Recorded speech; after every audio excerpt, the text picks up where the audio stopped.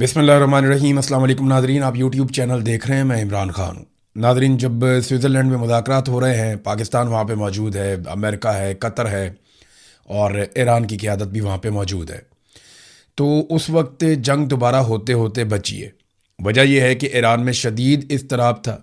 जो इसराइल ने हमले तेज़ कर दिए लबनान पे, और इसराइल ने जंग बंदी के हवाले से वायलेशन किए, बल्कि वो मुकर गए कि ये हमारी तरफ से जंग बंदी नहीं, हम लड़ाई करेंगे हिजबुल्लाह के साथ।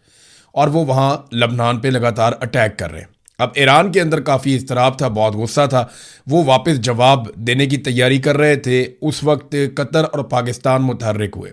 अमेरिका ने पाकिस्तान के ज़रिए और कतर के ज़रिए ईरान से दरख्वास्त की कि आप अभी सब्र का मुजाहरा करें, हम इसराइल को रोकते हैं। अब ये अमेरिका की रिस्पॉन्सिबिलिटी है कि वो इसराइल को रोके, और वो किस हद तक रोक सकता है इसके बारे में भी कुछ कहा नहीं जा सकता, क्योंकि इसराइल में बहुत गुस्सा है और वो अमेरिकन को अब जिम्मेदार ठहराना शुरू हो गए हैं अपनी इस शिकस्त के लिए। शिकस्त मैं इसलिए नहीं कह रहा कि मुझे इसराइल और ईरान में से इसराइल बुरा लगता है या मुझे लगता है कि उन्होंने जुल्म किया या उन्होंने एग्रेशन की, ये बात नहीं है। ये अब खुद इसराइली भी कह रहे हैं। इसराइल के अंदर एक सर्वे हुआ है, और एक हैरान कुन सर्वे है। उसकी रिपोर्ट के मुताबिक 92%, 92% इसराइली शहरी ये समझते हैं कि ईरान इस जंग का फातेह है। ईरान को ज़्यादा बड़ी कामयाबियाँ मिली हैं इस लड़ाई में। जबकि ये जो मुआहदा हुआ है, इसमें सिर्फ 12% इसराइली ऐसे हैं जिन्होंने इस मुआहदे की हमायत की है कि अमेरिका और ईरान के बीच में जो एक MOU साइन हुआ, जो मुज़ाकरात हो रहे हैं, सिर्फ 12% इसराइली ऐसे हैं जिन्होंने इसकी हमायत की है। 63% ऐसे हैं जिन्होंने इसकी सीधी सीधी मुखालफत की है, और बहुत थोड़े ऐसे हैं बीच में से जिन्होंने कोई राय नहीं दी। इसराइलियों की अक्सरियत अब यह समझती है कि नेतन्याहू की ईरान के हवाले से पॉलिसी मुकम्मल तौर पे नाकाम हुई है, और अमेरिका का पीछे हट जाना ये इसराइल की सिक्योरिटी के लिए प्रॉब्लम क्रिएट करेगा। ये तो नाज़रीन इसराइल के अंदर मामला चल रहा है। तो बड़ी मुश्किल से अमेरिका ने गारंटियाँ दे के और ये कहा पाकिस्तान को, और यही कहा उन्होंने कतर को, कि आप कुछ भी करके ईरान को अभी लड़ाई से रोकें और उन्हें सब्र की तलकीन करें, क्योंकि ईरान के अंदर एक अजीब सूरत हाल पैदा हो चुकी है।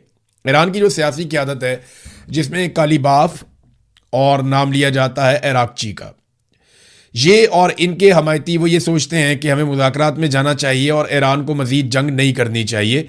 ईरान ने जंग जीत ली है, लिहाजा इसका फ़ायदा उठाया जाए।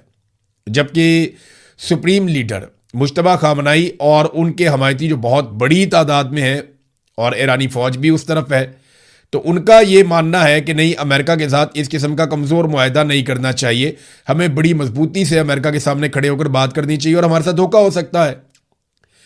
अब एक तरफ इसराइल है, उसका इंतहाई सख्त मौक़िफ़ है, दूसरी तरफ मुश्तबा खामनाई और उनके हमायती हैं, उनका बड़ा सख्त मौक़िफ़ है।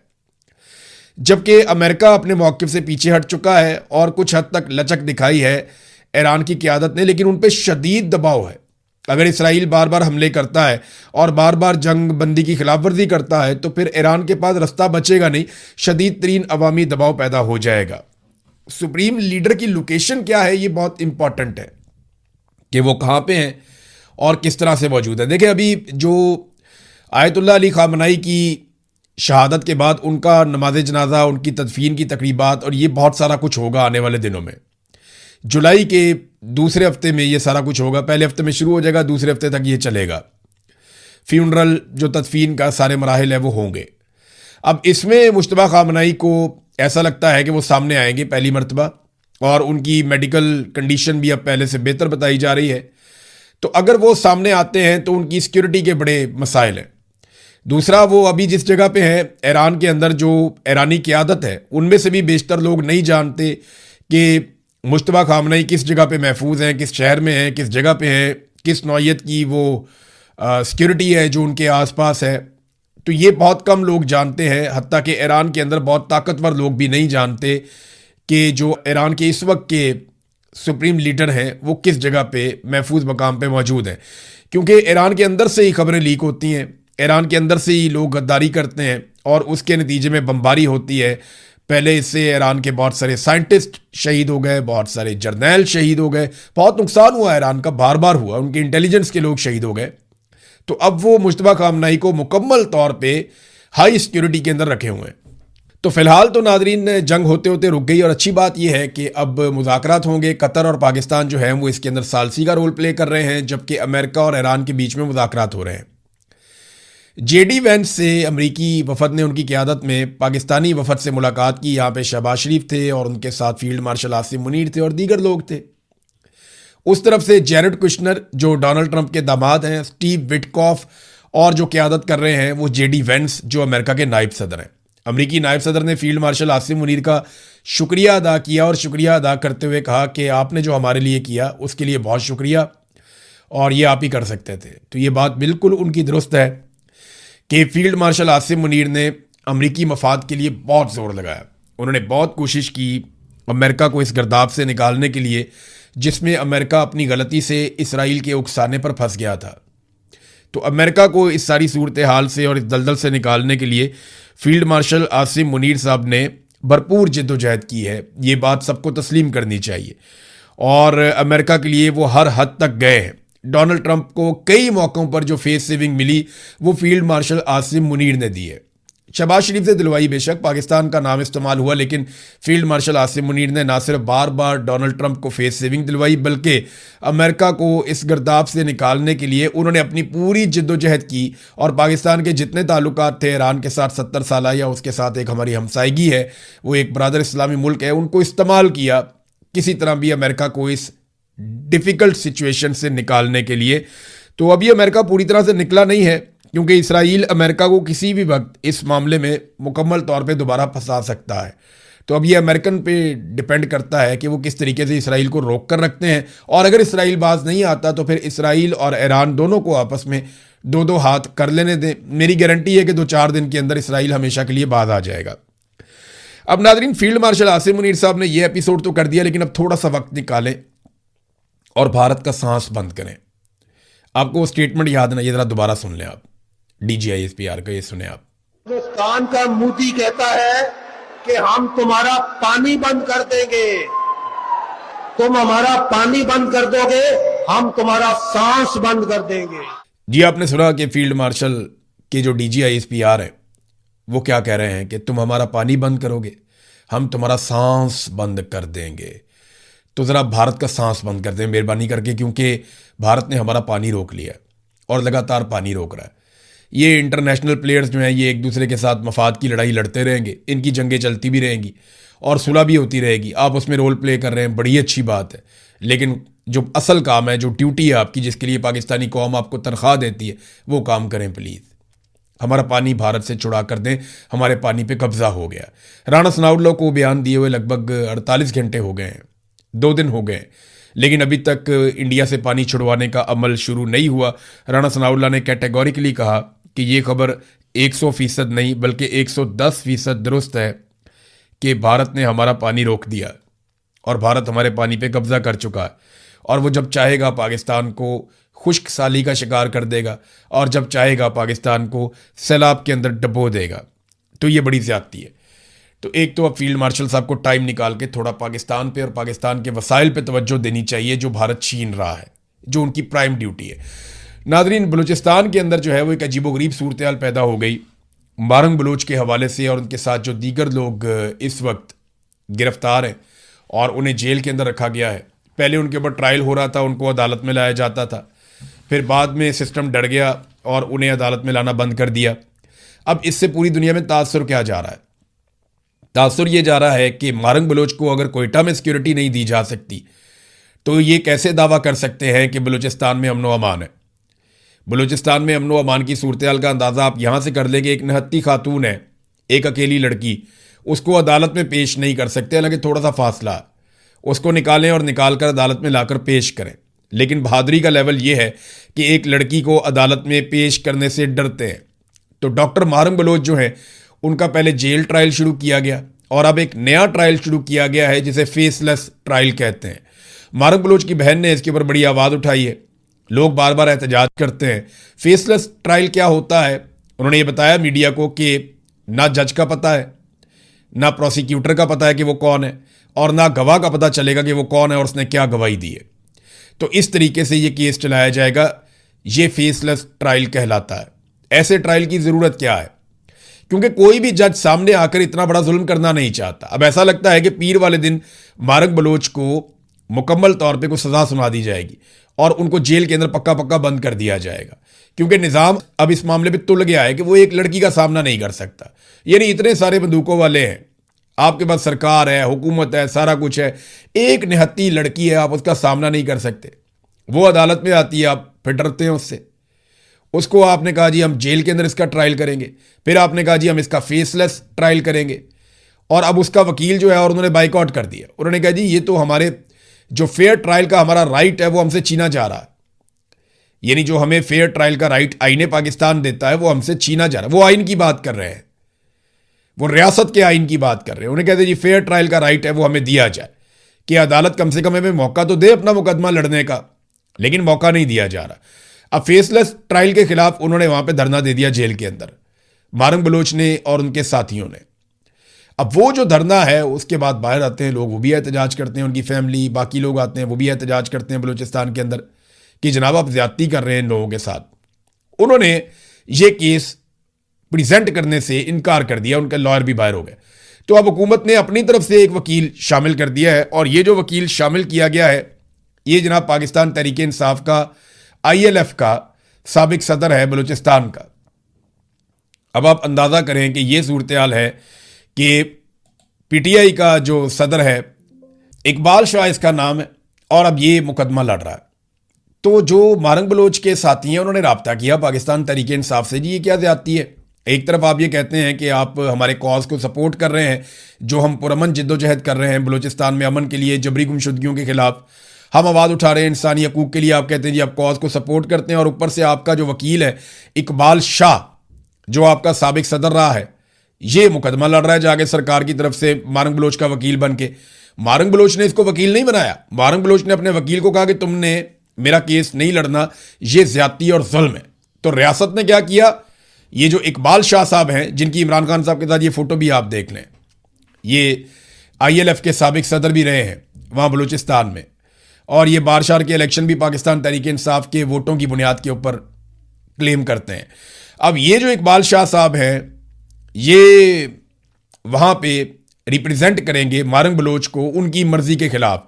तो पीर वाले दिन मारंग बलोच को फिक्स करने का फैसला किया गया है, और रियासत ने जनाब पसंद किया इन्हें। अब पाकिस्तान तहरीक इंसाफ ने इस पर सफाई ये दी है, जो उनका वकला का विंग है, कि जनाब हमारा इससे कोई ताल्लुक नहीं है, हमारा कोई भी वकील जो हमारी तंजीम का सदर है या ओहदेदार है वो ये मुकदमा नहीं लेगा।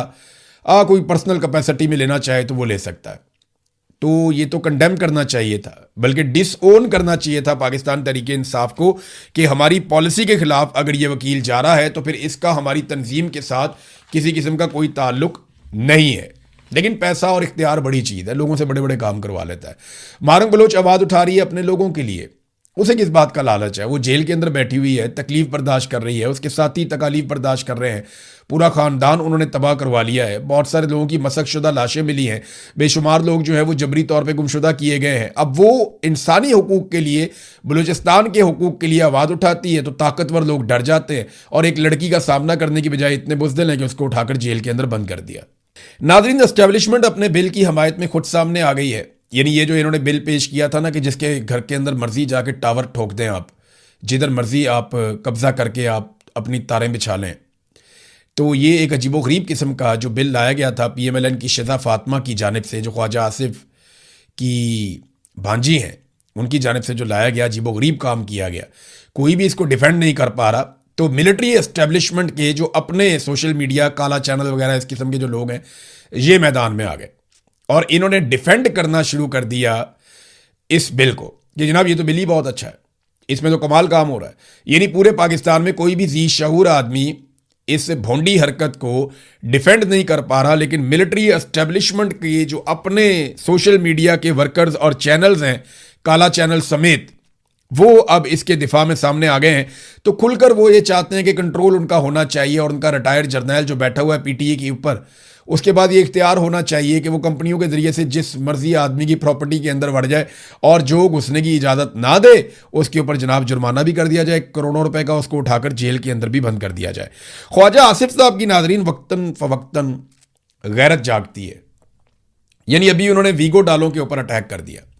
ख्वाजा आसिफ ने कहा जी ये क्या बेहूदगी है, ये वीक आउट डाले, यहाँ फिरते हैं वहाँ फिरते हैं, ये कल्चर ठीक नहीं है। फिर वो बता रहे थे अरकान असम्बली को और नए वज़रा को कि आदाब क्या होते हैं, और उन्हें ये बता रहे थे कि जनाब इखलाकियात क्या होती हैं। तो ख्वाजा आसिफ साहब ने इखलाकियात के लिए आवाज़ उठाई।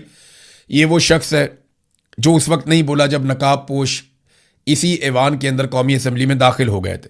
ये तब भी नहीं बोला जब प्रोडक्शन ऑर्डर को बूटों के नीचे रौंदा जा रहा था। ये तब भी नहीं बोला जब रेहाना डार का मैंडेट छीन कर फार्म 47 की सूरत में इसके हाथ में थमा दिया गया और ये कौमी असम्बली पहुंच गया, तब भी नहीं बोला। इनकी इखलाकियात जो है ना बड़ी सेलेक्टिव है, जैसे बिलावल की गैरत बड़ी सेलेक्टिव है। जो आज मारंग बलोच के साथ हो रहा है, अगर ये आसिफा जरदारी के साथ हो तो बिलावल की चांगड़ें आप सुनेंगे वो आसमानों तक जाएंगी। फिर ये कहेगा कितने बेगैरत हो आप। ये तब ये बात करता है जब इसकी पुप्पो उठाई जाती है करप्शन में, लेकिन जब मारंग बलोच बेगुनाह उठाई जाती है तब ये नहीं बोलता। और ये दावेदार है कि मैं लीडर हूं। इस तरह के लीडर नहीं होते, ये फीडर से ही लीडर है। ये नहीं, ये अपने घर में बैठा हुआ था, फीडर इसके मुंह में था और इसको लीडर बना दिया था। तो ऐसे तो नहीं होता, ना ऐसे मुल्क चलते हैं। और स्टैब्लिशमेंट को ऐसे लोग इसलिए प्यारे लगते हैं कि ये चुप चुप के जूते पॉलिश करते हैं। कई लोग सामने आकर करते हैं, कई लोग चुप चुप के जूते पॉलिश करते हैं। और इनका जूते पॉलिश करने का फैमिली का रिकॉर्ड बड़ा कमाल है। इनके नाना से शुरू है, यानी वो डैडी कहते थे अयूब खान को, फिर वो इनकलाबी बन गए, बड़ी अच्छी बात है, उन्होंने कुर्बानी दी और अपने सारे दाग धो दिए। बेनज़ीर भुट्टो ने अपनी शहादत तक अपने सारे दाग धो दिए, लेकिन ये बाप बेटे ने पीपल्स पार्टी में जितने दाग लगा दिए हैं ना, ब्रूट मेजॉरिटी से लेकर एस्टेब्लिशमेंट के हाथ मजबूत करने तक, ये दाग अब नहीं धुलने। ये इनके चेहरों के ऊपर ये कालक मली गई है और ये हमेशा रहेगी। और इनकी हरकतों और इनकी सहूलतकारी की वजह से आज पाकिस्तान यहां पहुंच गया है कि पाकिस्तान में गैर मुल्की सरमायाकारी की अब क्या सूरत हाल है, ये ज़रा आप खबर देखें। खबर तो डिफरेंट अलग अलग न्यूज़ चैनल पे आई है, लेकिन इसमें जो किस्मत खान साहब हैं उन्होंने बड़ी ज़बरदस्त रिपोर्टिंग की है। पाकिस्तान में की जाने वाली गैर मुल्की सरमायाकारी में हर बरस कमी हो रही है। ऐसा नहीं है कि इमरान खान के दौर के बाद से अब कमी हुई, नहीं, हर साल कम होती है, फिर उसके मुकाबले में अगले साल कम होती है, फिर उसके मुकाबले में अगले साल कम होती है, फिर उसके मुकाबले में अगले साल कम होती है। ये जो पिछले साल 2024-25 वाला मामला था, या 25-26 वाला मामला था, क्योंकि 26 अब आ गया ना, तो पिछले साल का जो बजट था, इस दौरान पाकिस्तान में 1.56 अरब डॉलर यानी 156 करोड़ डॉलर की सरमायाकारी आई थी गैर मुल्की। लेकिन इस साल कितनी गैर मुल्की सरमायाकारी आई है? ये 47 करोड़ 76 लाख डॉलर रही है, आधी से भी आधी, यानी 33% लगभग रही है पिछले साल के मुकाबले में। यानी पिछले साल के मुकाबले में 3 गुना कम सरमायाकारी हुई है इस साल। पिछले साल उससे पिछले साल के मुकाबले में कम हुई, उससे पिछले साल मजीद कम हुई। तो ये लगातार हम नीचे की तरफ जा रहे हैं। इस तरह पाकिस्तान में सरमायाकारी कम होती चली जा रही है, होती चली जा रही है। ये बीबीसी की एक खबर आप देखें कि सिर्फ ये गुज़िश्ता जो माली साल है, इसमें पिछले चंद महीनों के दौरान पाकिस्तान से जो गैर मुल्की सरमायाकार हैं उन्होंने 73 करोड़ 60 लाख डॉलर्स निकाल लिए हैं। बाहर से जो सरमायाकारी आई वो 47 करोड़ डॉलर आई है, पाकिस्तान से जो निकल गई वो लगभग 74 करोड़ डॉलर है।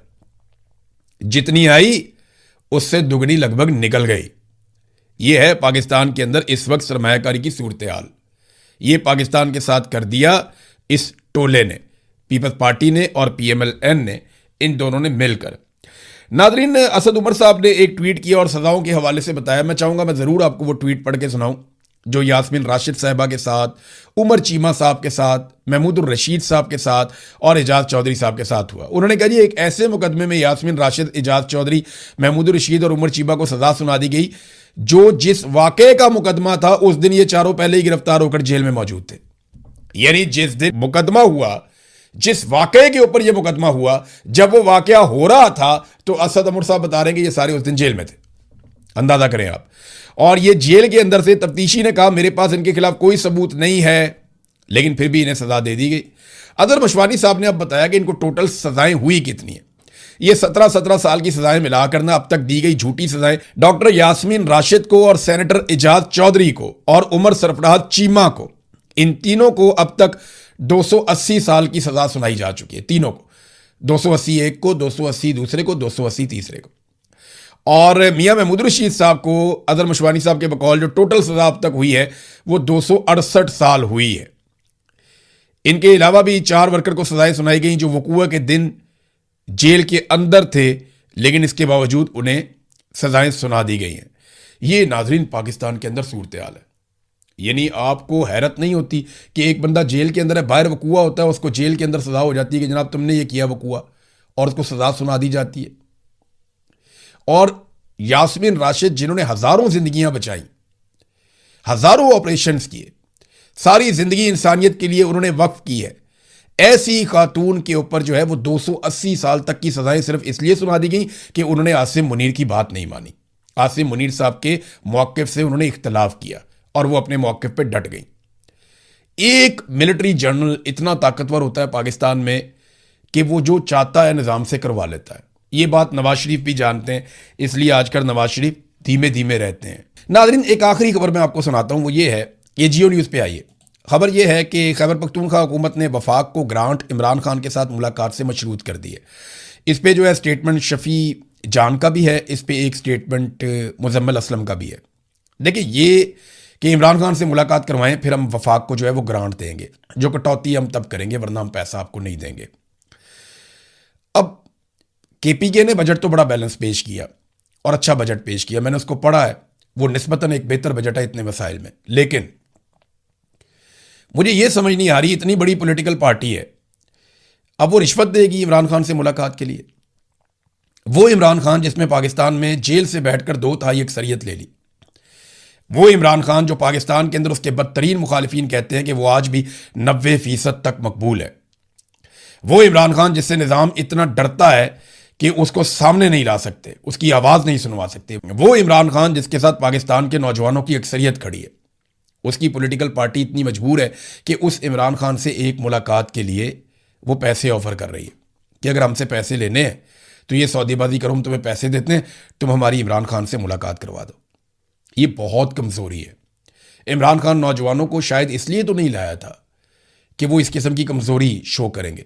सुहेल आफरीदी के पास एक बड़ा मौका था, शायद अब भी है, कि वो नौजवानों को इकट्ठा करते और मिलिट्री एस्टेब्लिशमेंट को उनकी औकात दिखाते कि ये नौजवान आपको बहा कर ले जाएंगे, वरना आप कौम के सबसे मकबूल लीडर के साथ कानून के मुताबिक सलूक करें। लेकिन वो ऐसा कर नहीं पाए।